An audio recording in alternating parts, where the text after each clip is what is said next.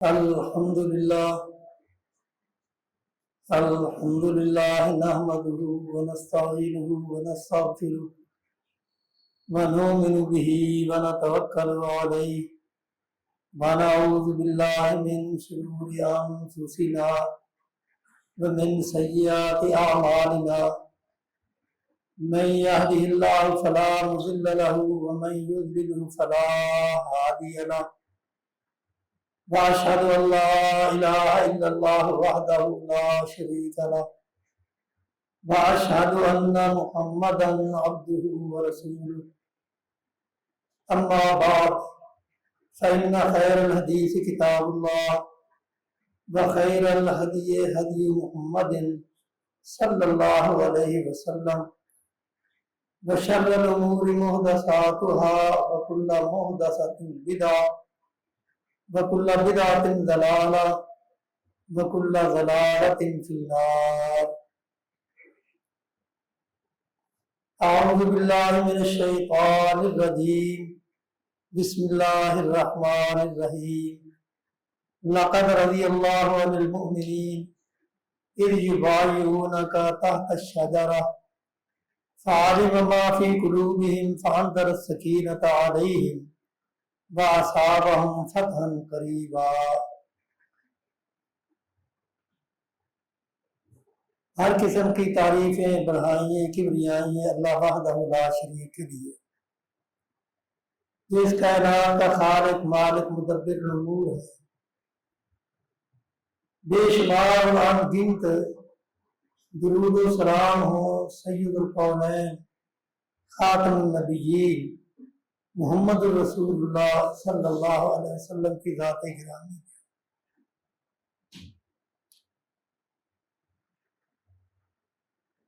ये जो सूरा फतह 26वां पारा, इसकी एक आयत तिलावत की है।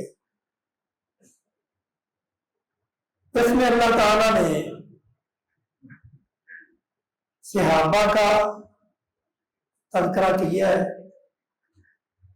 उन सहाबा का कि जिन्होंने हुदैबिया के मुकाम पे एक दरख्त के नीचे इस वजह से बैत की थी कि जब रसूलुल्लाह सल्लल्लाहु अलैहि वसल्लम ने अपना सफीर बना के हजरत उस्मान रज़ी अल्लाह तआला अन्हु को मक्का मुकर्रमा में भेजा और वो काफी दिन वापस न आए, तो ये अफवाह फैल गई कि हज़रत उस्मान रज़ी अल्लाह तआला अन्हु को शहीद कर दिया गया। तो रसूलुल्लाह सल्लल्लाहु अलैहि वसल्लम ने उस वक्त सहाबा से बैत ली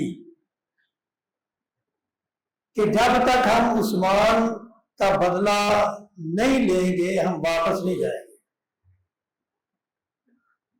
और सब ने साथ देना है, मैदान छोड़ के नहीं जाना। तो इससे मालूम हुआ कि हज़रत उस्मान रज़ी अल्लाह तआला अन्हु का मुकाम रसूलुल्लाह सल्लल्लाहु अलैहि वसल्लम की नजरों में कितना था। और फिर दूसरी बात यह है कि जब हम सहाबा का वो तर्ज अमल देखते हैं जिसमें वो सहाबा के फज़ाइल को तरतीब देते हैं, तो हजरत उस्मान रज़ी अल्लाह तआला अन्हु का तज़किरा तीसरे नंबर पर आता है। कितने मौके ऐसे हुए।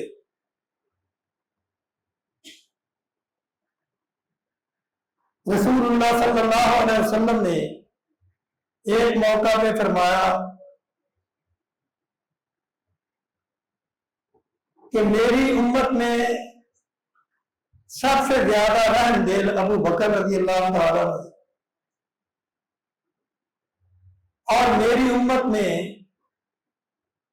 सबसे ज्यादा सख्ती से अल्लाह के अहकामात पे अमल करने वाले और करवाने वाले उमर हैं। और तीसरा नंबर आपने हजरत उस्मान रजी अल्लाह तआला अन्हु का लिया कि मेरी उम्मत में सबसे ज्यादा हया वाले वो उस्मान है, यहां भी तीसरा नंबर है। और फिर हजरत उमर रजी अल्लाह तआला अन्हु फरमाते हैं कि एक दफा रसूलुल्लाह ने अपना ख्वाब बताया, तो मैंने ख्वाब देखा है मेरा और मेरी उम्मत का वजन किया गया, यानी एक पलड़े में मैं हूं और एक पलड़े में मेरी उम्मत है, तो मेरा वजन सबसे भारी निकला। फिर हजरत अबू बकर का और पूरी उम्मत का वजन किया गया, तो अबू बकर का वजन सारी उम्मत से भारी था। फिर हजरत उमर और सारी उम्मत का वजन किया गया, तो हजरत उमर का वजन भारी था।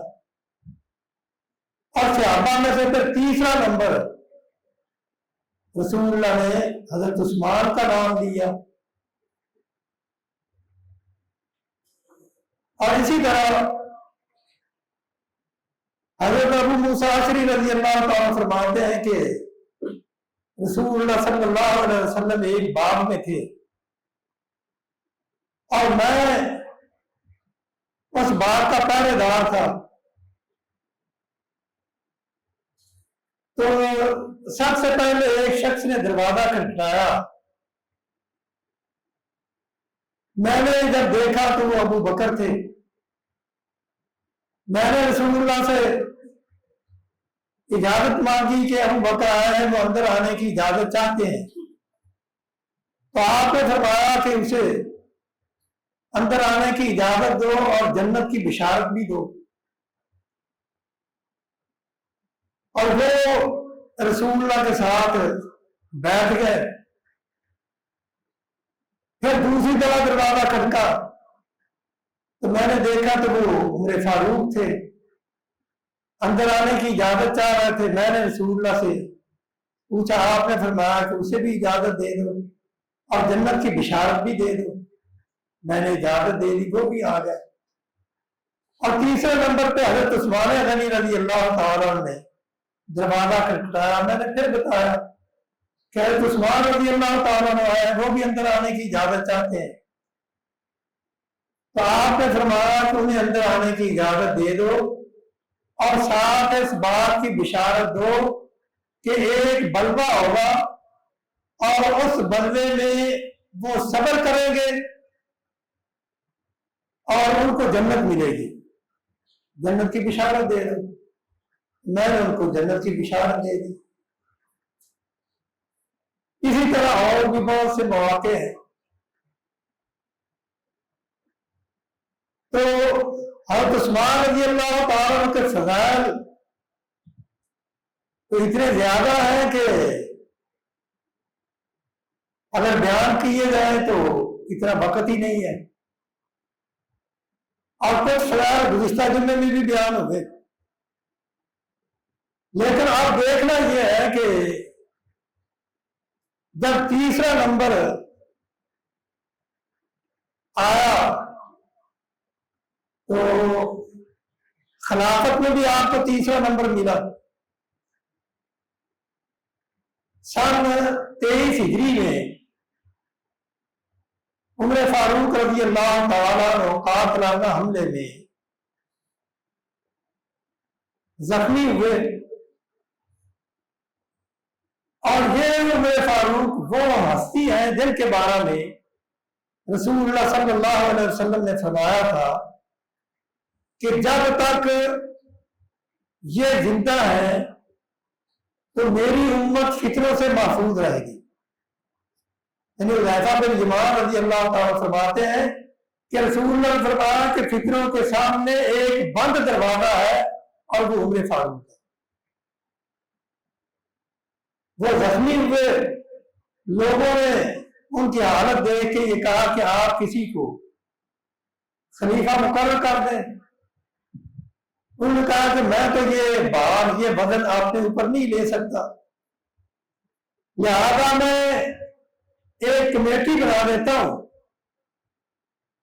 और वो कमेटी आपने में से जिसको चाहे सकती खलीफा मुकर्रर कर ले, मुंतखब कर ले। तो हजरत उमर रज़ी अल्लाह तआला ने 6 आदमियों की कमेटी बनाई, जिसको मजलिस शूरा कहते हैं। एक हजरत उस्मान रज़ी अल्लाह तआला अन्हु, दूसरे हजरत अली रज़ी अल्लाह तआला अन्हु, और तीसरे तलहा बिन उबैदुल्लाह, चौथे हजरत साद बिन अबी वकास, और पांचवें अब्दुर्रहमान बिन औफ,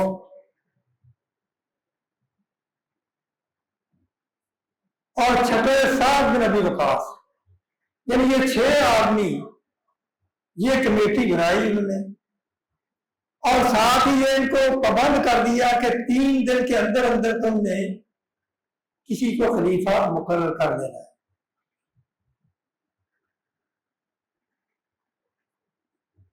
तो जब 3 दिन गुजरे, मैं इख्तिसार के साथ बयान करता हूं कि हजरत अब्दुर्रहमान बिन औफ को ये इख्तियार दिया गया कि आप जिसको मुनासिब समझते हैं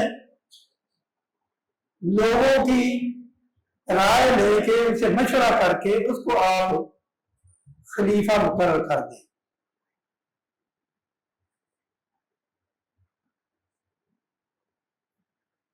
तो हजरत अब्दुर्रहमान बिन औफ ने रज़ी अल्लाह तआला ने, जब 3 आदमी तो वैसे दस्तबरदार हो गए, इन हजरत जुबैर वो हजरत अली के हक में दस्तबरदार हो गए, और हजरत साद बिन अबी वकास वो हजरत उस्मान के हक में दस्तबरदार हो गए, और तलहा बिन उबैदुल्लाह वो हजरत अब्दुर्रहमान के हक में दस्तबरदार हो गए। अब 3 आदमी बाकी रह गए। तो अब्दुर्रहमान बिन औफ ने कहा कि मैं तो खलीफा बनूंगा नहीं, अगर आप दोनों हजरात मुझे इख्तियार दें तो मैं दोनों में से जो बेहतर होगा उसको इस मनसब के लिए मुकर्रर कर दूंगा। अब्दुर्रहमान बिन औफ रज़ी अल्लाह तआला अन्हु लोगों से मशवरा करते रहे, कभी किसी से कभी किसी से।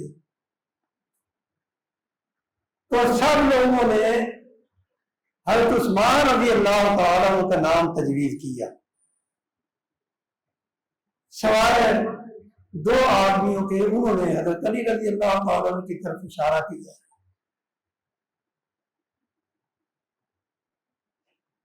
तो हजरत उमर रज़ी अल्लाह तआला अन्हु की शहादत का वाकया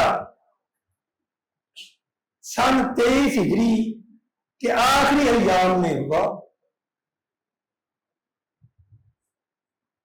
और यकम मुहर्रम सन 24 हिजरी को उस्मान रज़ी अल्लाह तआला अन्हु खलीफा मुकर्रर हुए। सबसे पहले अब्दुर्रहमान बिन औफ ने उनकी बैत की, और उनके बाद हजरत अली रज़ी अल्लाह तआला ने उनकी बैत की, इनको खलीफा तस्लीम किया। तो हम 1 साल जो है वो हजरत उस्मान रज़ी अल्लाह तआला अन्हु का इंतजामी उमूर में सरफ हुआ, क्योंकि इतनी बड़ी खिलाफत, फिर फतूहात का सिलसिला भी जारी, और उधर हज़रत उमर रज़ी अल्लाह तआला अन्हु की शहादत की खबर जब उन इलाकों में गई जो नए नए फतह हुए थे, तो वहां बगावत भी हुई,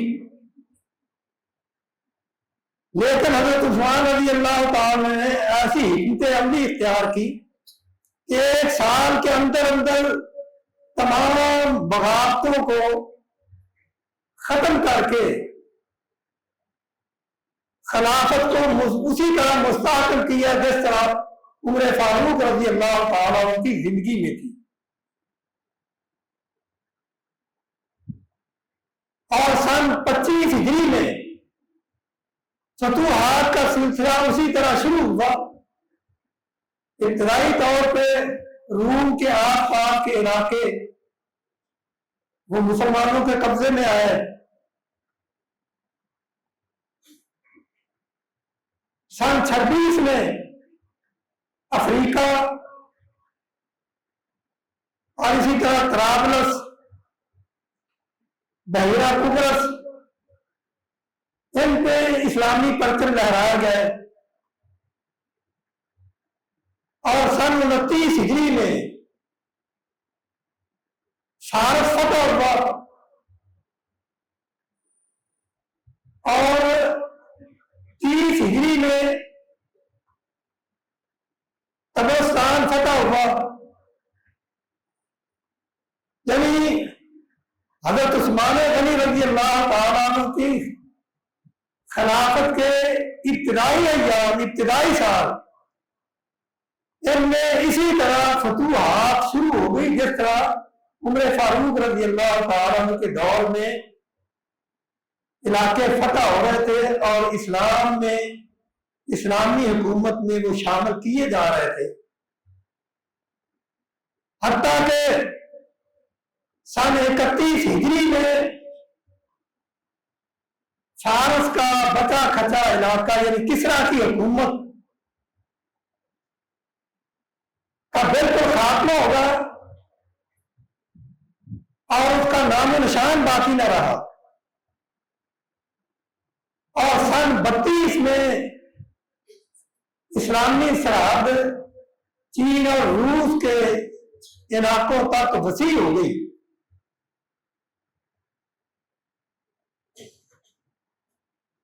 यानी यहां तक तो इस्लाम को उसी तरह गलबा रहा जिस तरह हजरत उमर फारूक रजी अल्लाह तआला अन्हु के दौर में।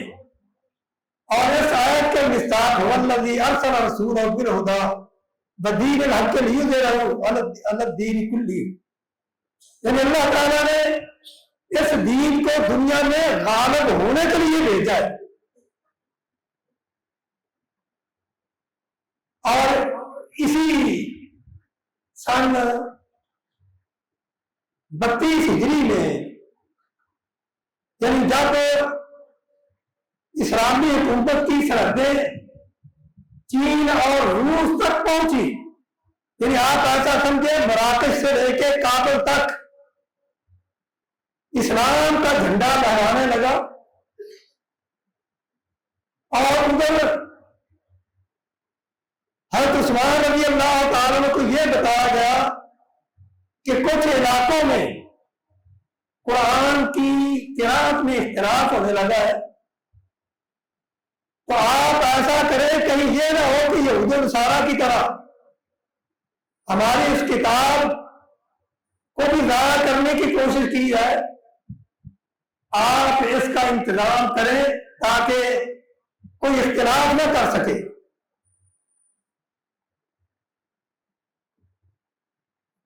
तो हजरत उस्मान गनी रजी अल्लाह तआला ने वो सहीफा कुरान मजीद का वो नुस्खा जो अबू बकर रजी अल्लाह तआला ने तैयार करवाया था, यानी जो रसूल ने लिखवाया था, उसको एक जगह हजरत अबू बकर रजी अल्लाह तआला ने अपने दौरे खिलाफत में जमा करवा के उसे हजरत हफ्सा के पास रखवा दिया गया।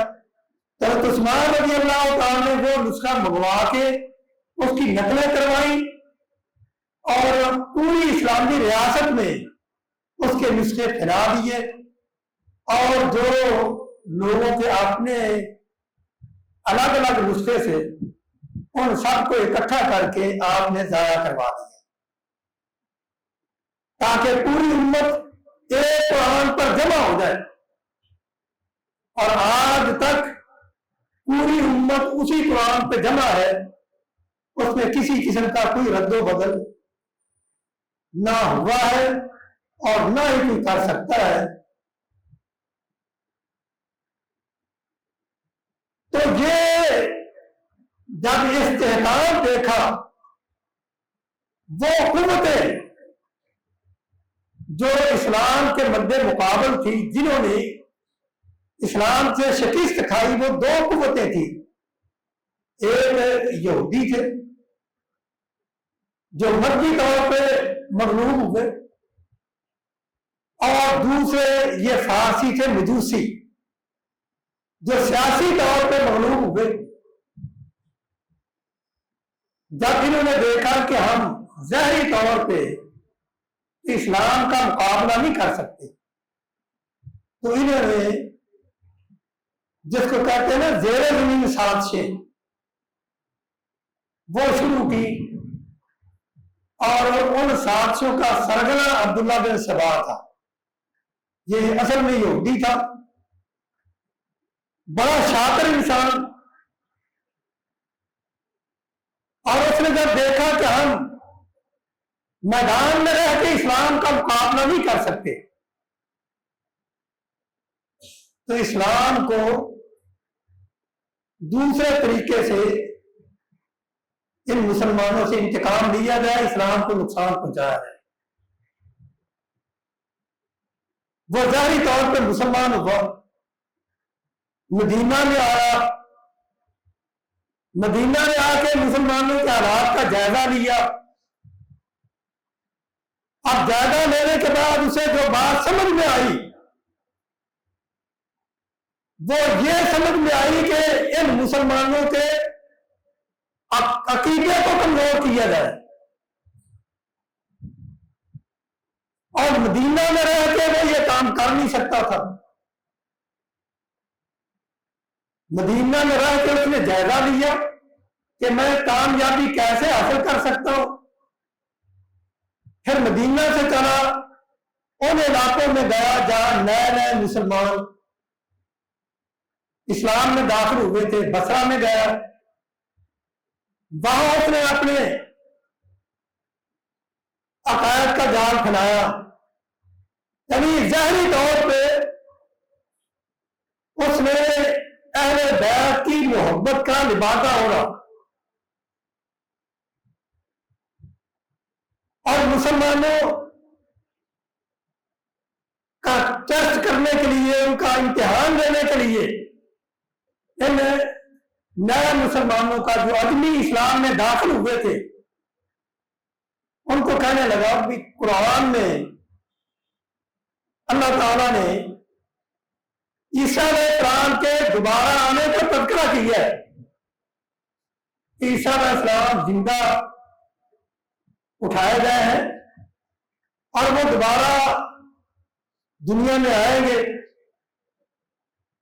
तो जबकि मोहम्मद रसूलुल्लाह सल्लल्लाहु अलैहि वसल्लम शान और मुकाम के एतबार से तो ईसा अलैहिस्सलाम से बहुत ऊंचे हैं,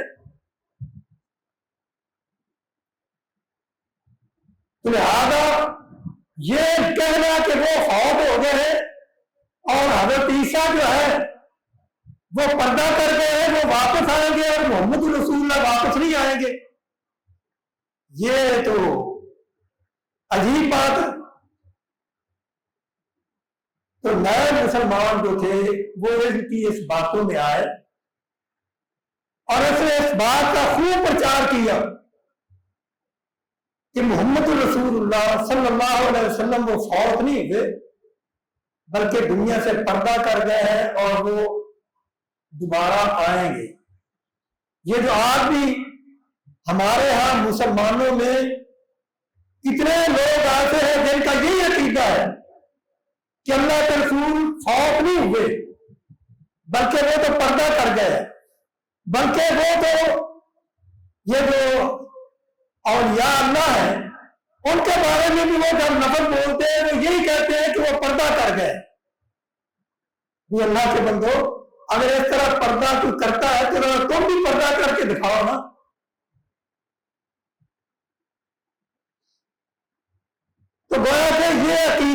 अब्दुल्ला बिन सबा यहूदी का है, उसने अहले इस्लाम में ये अकीदा फैलाया। और जब बसरा के गवर्नर को इस बात का इल्म हुआ, उसने उसे बुलाया, बुला के पूछा तुम कहां से आए हो, कौन हो। तो उसने अपने इस्लाम का इजहार किया कि मैं यमन से आया हूं, यहूदियत से मुतनफर हूं, मैंने इस्लाम कबूल किया है, लिहाजा मैं यहां रहना चाहता हूं। जब उन्हें यह पता चला कि ये तो बातना कैद खिला रहा है, उन्हें से डांटा और ये वहां से फिर चला तो कूफा में आ गया। और कूफा के लोग वैसे ही शरीक थे, ये बदबख्त शुरू से ही फिक्र पर कर रहे हैं। तो यहां आके उसने वही अकीदा, और जब ये एक खेप उसने तैयार की और साथ ही उसने इमामत का अकीदा वो भी डाल दिया कि जिस तरह नबी अल्लाह की तरफ से मुकर्रर होता है, इसी तरह इमामत भी अल्लाह की तरफ से मुकर्रर होती है। और इमाम जो होता है वो रसूल का वसीय होता है, वो वसीयत करके जाता है। जिस तरह पहले अंबिया अपना कोई वजीर मुकर्रर करके जाते, अपना कोई वसीय मुकर्रर करके जाते, तो रसूलुल्लाह सल्लल्लाहु अलैहि वसल्लम ने हजरत अली को अपना वसीय मुकर्रर किया। लिहाजा खिलाफत तो हक था हजरत अली का रज़ी अल्लाह तआला अन्हु, और इन लोगों ने उस अल्लाह के नबी के वसीय को आगे नहीं आने दिया। तो लिहाजा आज हमारा ये फर्ज बनता है कि मौजूदा खलीफा को माजूर करके या कत्ल करके रसूलुल्लाह सल्लल्लाहु अलैहि वसल्लम के वसीय को खिलाफत दिलाई जाए। ये एक इसने तहरीक चलाई और बड़े लोग इस तहरीक में शामिल हो गए। जब सईद बिन आस के कूफा के गवर्नर थे, उन्हें पता चला और उन्होंने हज़रत उस्मान रज़ी अल्लाह तआला अन्हु को भी इस बात की इत्तला दी। तो खैर किस्सा मुख्तसर ये वहां से चला, क्योंकि वहां अपने पंजे गाड़ चुका था, ये शाम में चला गया और शाम में हज़रत मुआविया रज़ी अल्लाह तआला अन्हु की हुकूमत थी, वहां इसकी कोई दाल ना करी और वहां से फिर मिस्र आ गया। मिस्र में फिर इसने अपने पंजे गाड़े, वहां से एक बहुत बड़ी खेत तैयार की और फिर इसने एक नुक्ते पे लोगों को जमा किया। और वो नुक्ता क्या था? हज़रत उस्मान रज़ी अल्लाह तआला अन्हु को और उनकी उम्मत को बदनाम किया जाए, ताकि लोग हज़रत उस्मान से मुतनफ़िर हो, और जब सब लोग मुतनफ़िर होंगे तो उनको खिलाफत से उतार के वो खिलाफत, असल जो खिलाफत का हकदार है हज़रत अली, उसको दी है। हालांकि ये अकीदा सरासर इस्लाम के खिलाफ था, इस्लामी तालीमात के खिलाफ था, और फिर ये अकीदा भी उसने फैलाया।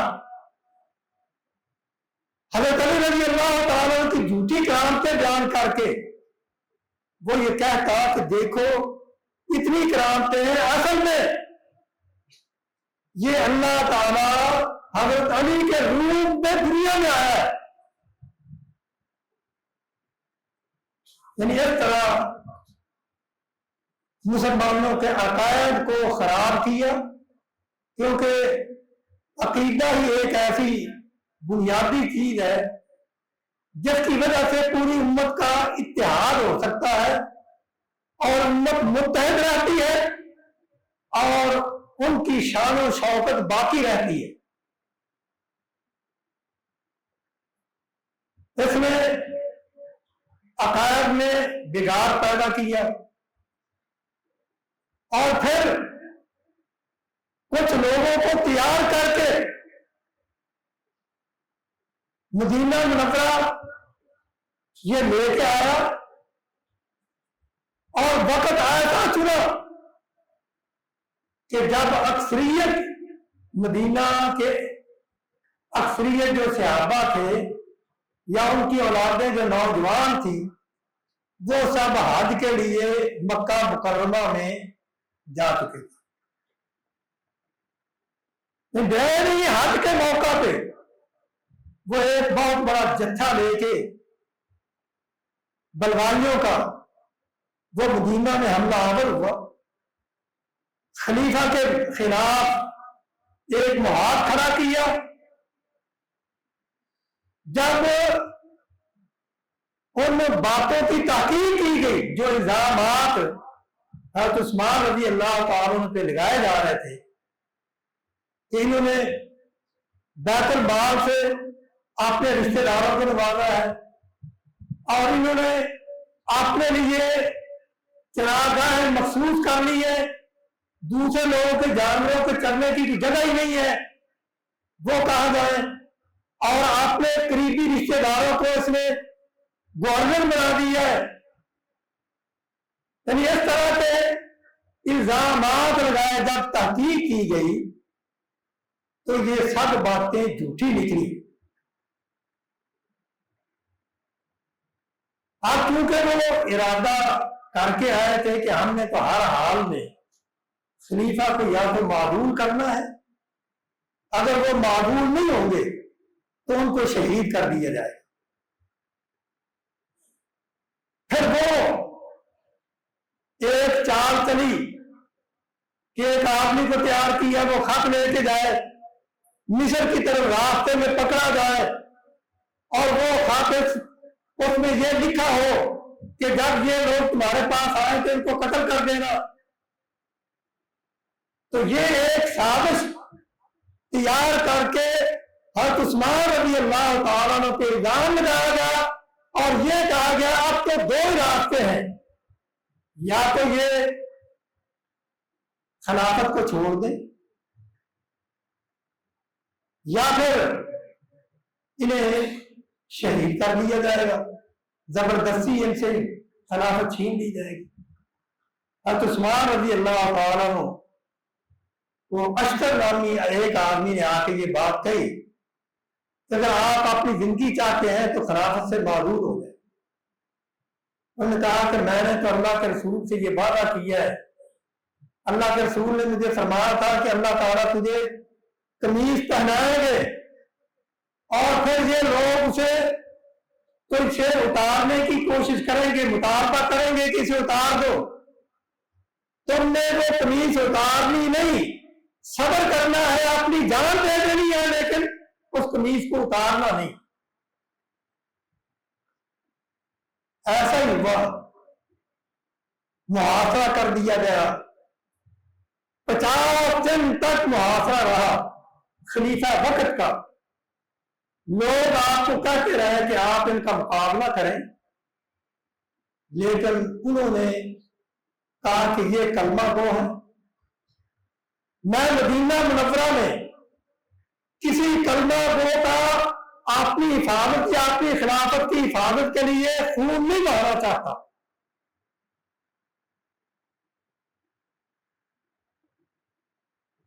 पचास दिन तक ना तो खाने की चीज ना पीने की चीज, पानी भी बंद।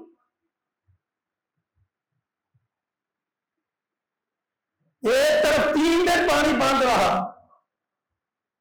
और उसके चर्चे क्या, और यहां 50 दिन बंद रहा। और फिर पानी भी किसका बंद रहा कि जिसको अल्लाह के रसूल ने अपनी बेटी जिसके निकाह में दी वो फौत हुई, दूसरी बेटी निकाह में दी वो फौत हुई। तो आपने कहा कि उस्मान अगर मेरी 40 बेटी होती यके बाद दीजिए फौत होती जाती तो मैं आपके निकाह में देखता चला जाता, क्योंकि मैं आपसे राजी इतना हूं। और इसलिए तो आपने कई मौके पे ये ऐलान किया था, ऐ अल्लाह मैं उस्मान से राजी हूं, तू इससे राजी हो।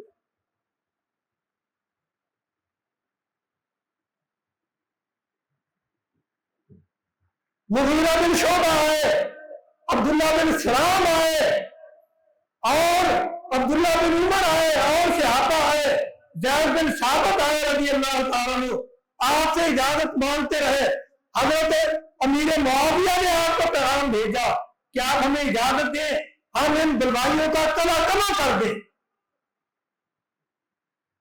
लेकिन हज़रत उस्मान रज़ी अल्लाह तआला अन्हु फरमाते हैं कि मैं ना मदीना छोड़ सकता हूं, क्योंकि मैं अल्लाह का, अल्लाह के रसूल का हमारे हमसाए की जवाब ये नहीं छोड़ सकता।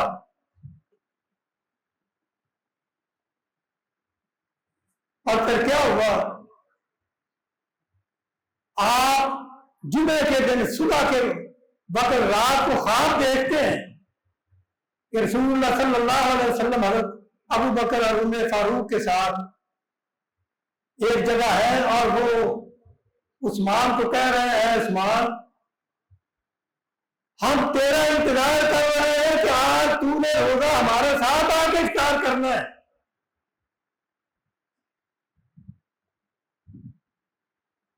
और ये वो शख्सियत है कि उन्होंने उस दिन रोजा रखा, अपनी बीवी को बता दिया कि आज मुझे अल्लाह के रसूल ख्वाब में मिले हैं, मैं आज दुनिया से जाने वाला हूं, आज मेरी शहादत का दिन है।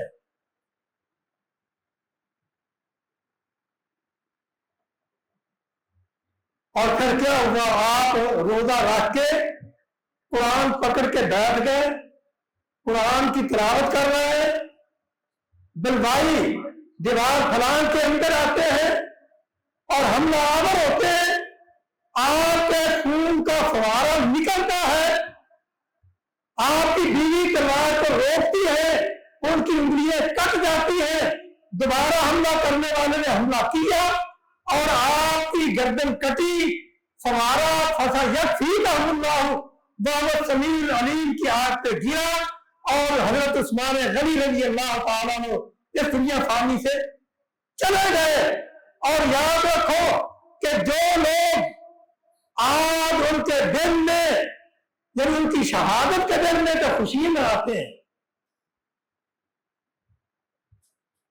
क्या इस शहादत का कोई अफसोस नहीं? यानी जिसके बारे में अल्लाह के रसूल कहे कि मुझे उससे हया आती है जैसे फरिश्ते हया करते हैं। जिस दिन वो फौत हुए उन दिनों में शादियां भी होती हैं और आगे मुहर्रम के दिनों में भी शादी करना ये नहुसत है। अल्लाह के बंदो, ये इस्लामी अकीदा नहीं, शहादत सबकी बराबर है। और ये शहीद होने वाले हजरत उस्मान हो, हजरत हुसैन रज़ी अल्लाह तआला और उनका खानदान हो, ये सारी शहादतें इस्लाम के लिए हुई और हमें इन सब शहादतों का दुख है। लेकिन याद रखें, इन तमाम शहीदों से सबसे ज्यादा मजलूम होना जो शहीद हुए वो हजरत उस्मान गनी रज़ी अल्लाह तआला ने, और इनकी शहादत बयान ही हजरत आदम अलैहिस्सलाम के उस बेटे की तरह है जिन्हें उनके भाई ने कत्ल करना चाहा। उन्होंने कहा नहीं बसत्ता इलैया यदका लितक़्तुलनी मा अना बिबासिती यदिया इलैक इन्नी अखाफु, मेरे भाई अगर तू मुझे कत्ल करना चाहता है तो मैं अपने दिफा के लिए हाथ भी नहीं उठाऊंगा, क्योंकि मुझे अल्लाह रब्बुल आलमीन का डर है। यही मामला हजरत उस्मान गनी रज़ी अल्लाह तआला का था। अल्लाह ताला हमें उनकी एहतराम और उनके नक्शे कदम पे चलने की तौफीक अता फरमाए। अल्लाह ताला उनकी मोहब्बत हमारे दिलों में बिठाए और जो उनके साथ नारवा सलूक करते हैं अल्लाह ताला उनको हिदायत दे, वो राह रास्त पे हैं। क्योंकि तमाम सहाबा ये हमारी आंखों का सुरमा है, हमारे सर का ताज है, और रसूलुल्लाह सल्लल्लाहु अलैहि वसल्लम ने सबको जन्नती करार दिया है। अल्लाह ताला हमें इन सब का एहतराम करने की तौफीक अता फरमाए। व आखिरु दावाना।